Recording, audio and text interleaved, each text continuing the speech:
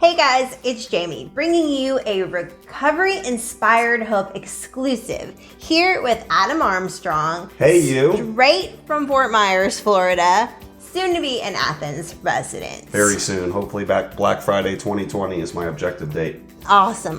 So, this movement that you've been doing in Fort Myers regarding the homeless population. Yes, the couple releases that I've had recently. Homeless and Out of Hope. Yes, series. Such a great series, and really just shines light on what is going on. You know, what people are just turning their heads to and not paying attention to, you know? So where did this come from, this idea, this inspiration, this passion that you have for the homeless population? You know, I'm located in East Fort Myers, and our homeless population was like minuscule. It was like almost nobody. Like you would see one person here and there. Yeah. And I'm approaching 5 years in my own recovery. March 11th, 2016 is my sobriety date. And there's been such an influx, such a dramatic increase of homeless population. You know, it started basically in central Fort Myers, towards what we have known as Centennial Park, which is like historic downtown Fort Myers. Okay. And then it started migrating out east, probably 15 minutes by vehicle out east. And you know, I seen this guy, his name's Michael, and he's been out there for like 6 months.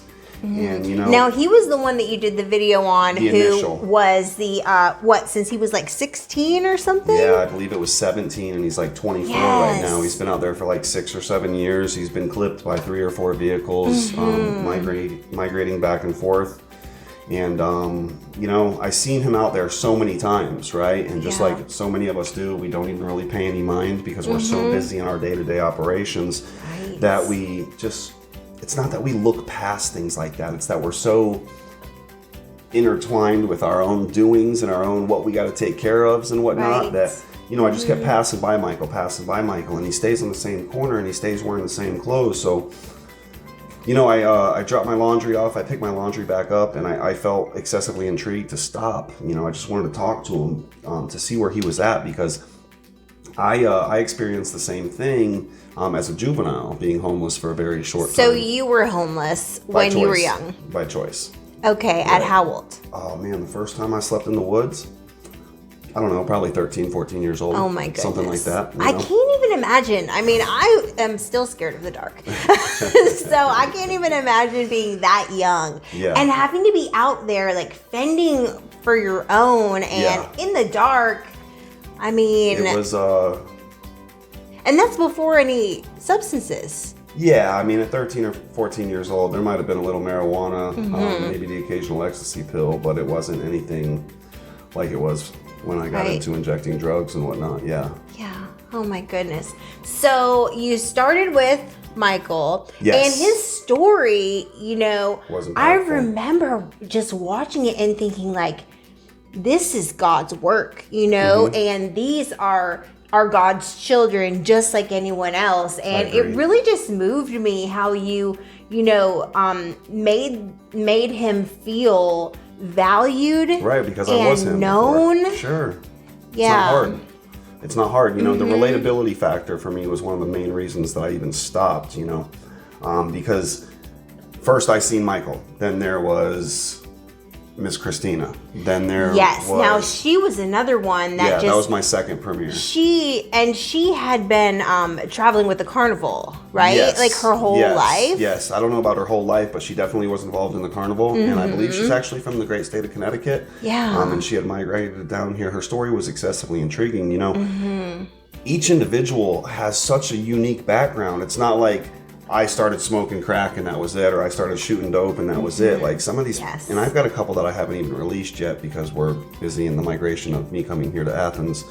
And, you know, like some of these people speak languages and we're licensed practicing nurses and like equipment operators, and like it fascinates me how it don't matter who you are, what you came from, what you were about or trying to achieve.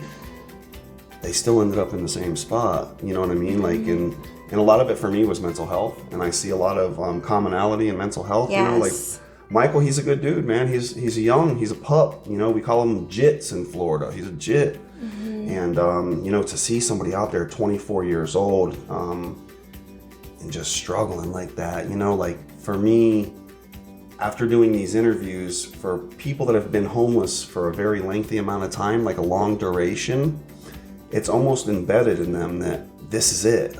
Right. You know what I mean? And like I remember being 13 or 14 years old, being out there in the bushes by choice and relating to the same type of feeling, like this is it. And it's not actually this is it. It's just like in our own recovery, you have to go through a whole bunch of stuff in order to grow through it. But some of us get so stuck in the rut, just like I got stuck in the acquisition of $20 so that I could go get high to mop or mask my problems. So I just feel the pain of those people, you know. I'm from that side of the town, and I just like when I see them people, man, like I think it's the empath in me. Like I can literally feel their pain. I was just gonna say that because you being such a strong empath, like it must have been really hard on you to actually like to go out there, and a little bit, you know, nerve-wracking. Like I can't say that for me as a woman, I would have, you know, been fearless enough to go out where you went to and do like what we call in sales a cold approach. You know, just walk up, hey, what's going on? Blah blah blah. My name's Adam. But it just came second nature to me. You know, I feel it's almost like a gift given to me.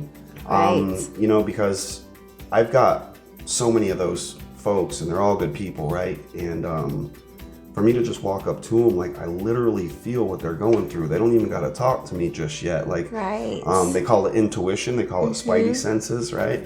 And to just see those struggling, like, you know, whether it's homelessness or mental health or drug abuse, any of it, I can relate to all of it, right? So I just feel the pain of others, you know. And down where we're at, it's easier to just push people away, you know, like the couple premieres that we have on my channel, IFI Motivation.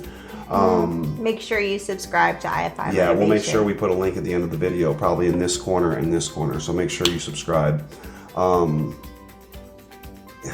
It's just like, it's such a growing issue, right? And you know, you hear from these people and they're talking about it'll be raining and they're at a park seeking shelter, and then the people are just like, you can't be here, you can't be here. I get that, right? But we're not doing anything down there. It's almost like the opioid epidemic, and the whole reason I started kicking and screaming and turned into a hashtag this dude crazy, because I don't care what people really think. I'm here to expose, shed light so that we can slowly start disposing of issues that we have in Lee County, Florida, you know. And then I'm departing, so I'm thinking like, am I going to really did I lay enough groundwork for this to continue? Is anybody going to follow in my path? And I firmly believe somebody will. Absolutely, absolutely. And what, you know, let me just ask you. Sure. In your just opinion, you know, in a perfect world, okay, what is the solution to this? Oh man, that's a tough one, right? In a perfect world, what would be the solution to the homeless population in Southwest Florida?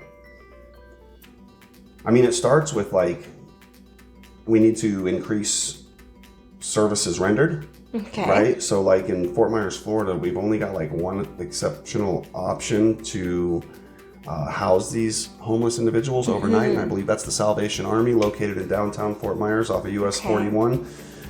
But I don't know, you know, we spend so much money in our county, you know, Lee County Sheriff's Department and Lee County Mosquito Control, you know, the bugs, their budget, you look at their budget and it's like astronomical. You're talking like $70 million annually, right? Maybe if we took a small percentage of that and allocated funds elsewhere, you know, it starts for me, from what I see, it's really a lot of mental health, you know, and then mental health leads to drug abuse, because almost all these folks out here are consuming alcohol, consuming crack cocaine, all this stupid stuff that I used to do, right? Because we're mopping our feelings. I'm not too sure, to be exact. You know, we vote in all these commissioners and we vote in all these other folks, and they say at the time of election that we're going to do all this stuff and we're going to da da da da da, la la la la la, and then 4 years goes by and not too much has been performed. So I mean, in a perfect world, I would say we put an objective, right? Whether that's this or that or a different thing, I'm not too sure. But then we actually go after it. Like, success isn't failing a bunch of times. So even if we open up some type of boarding. Maybe we need another homeless shelter out east. I'm not too sure. You know, being born and raised in Fort Myers, Florida, they're just so much. It's a lot different than where I'm migrating up to here. You know, Athens as a whole is a little bit more accepting of things, to where Fort Myers is, let's sweep it under the rug and let's not expose or dispose because we can't. Well, because diminish. also taxpayers are going to say, like, well, why would I want to give them my money? Why would I want to spend my tax money on this? Yeah, but we want to spend $70 million so that they can get arrested on trespassing, or you don't have to get bit by a mosquito. Right. Well, here's the thing, you know, is that it has been proven through the recovery movement that when people do recover and get well, we become taxpayers. Sure, of course. And not only do we become taxpayers, but because we've been given this gift of a new life, we serve back in our community. Right, just like me and you were doing, like a newfound freedom of sorts. Right, absolutely. So the reason that we should for the taxpayers would be because excuse me. When you come out of the dirt and out of the gutter and you are brought to a new life where you're not held in bondage to drugs, alcohol, mental health anymore, and people have showed you love by giving you shelter, by sitting and talking with you and calling you by your name. Right. You know? Providing hope, strength, motivation. Right. Whatever the need is of the individual at that point. Yes.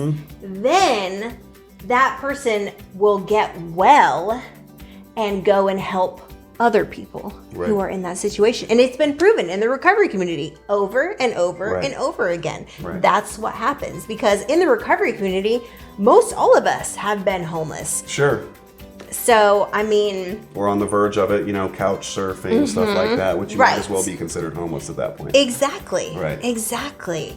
So that's so great. And I know for sure that, you know, you've laid this foundation where you're at, and I have so much faith that other people are going to see your videos and they're going to see this and think, you know, to themselves, it's going to spark something in them, and they're going to say, okay, well, what can I do? Because I know that's what it did inside of me. Right. And don't get me wrong. I mean, I've had a bunch of outreaches. You know, it's funny. I did all my content, and, you know, the involvement has been minuscule at best, because I'm a little bit outspoken and I'm just trying to open a new path. You know, I don't want to follow the same path because it's very unsuccessful in our town.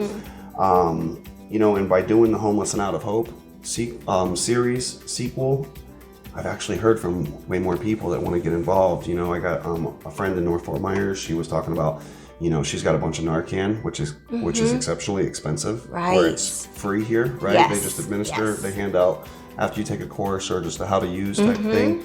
And just so many other things, you know. So I have to remain confident and full of hope that somebody, whether that be a politician, you know, the news, somebody like me, just continues that progress. Because if we don't, it's gonna get worse. Like it's already getting worse. Hence me doing the series, because I kid you not, on the east side of Fort Myers, so I-75 is the main road. You got 95 and 75. 75's on our side. East of 75, there was just a couple people. Now it's jam-packed. Like everywhere you go, there's people. Like there's dozens of people struggling, dozens of people just willing to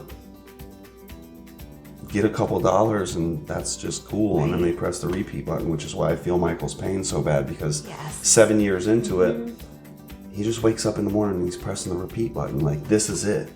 Yeah. This is it. It's never going to change. And I remember feeling like that when I was, you know, injecting heroin. Yes. You know, I was like, this is never going to change. And I feel so bad. Let me do some more. And then I wake up and I'm like, this is never going to, you know, the insanity, doing the same thing over and over, expecting a different result. Absolutely. Absolutely. Well, this is definitely, God has his hand on this, and I have full faith that there is going to be definitely some seeds planted and some things moved. So we're grateful for that. And thank you so much for coming and sharing what you're doing there. It is very courageous of you. And we just thank you for just having such a heart of compassion for people who don't always have a voice for themselves. Yeah, well, you know, so many of my friends have died.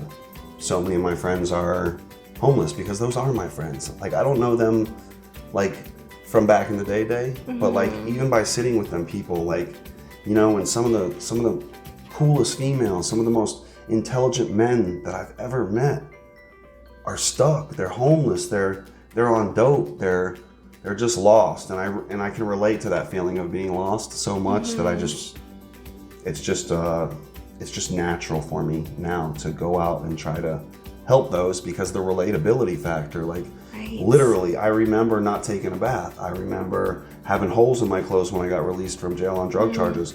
Like, there's nothing that somebody struggling isn't going through down south where I'm at that I can't relate in some facet, because like how I'm here and how we're doing this and just the growth patterns and just everything else as well. Yes. It's just a true blessing.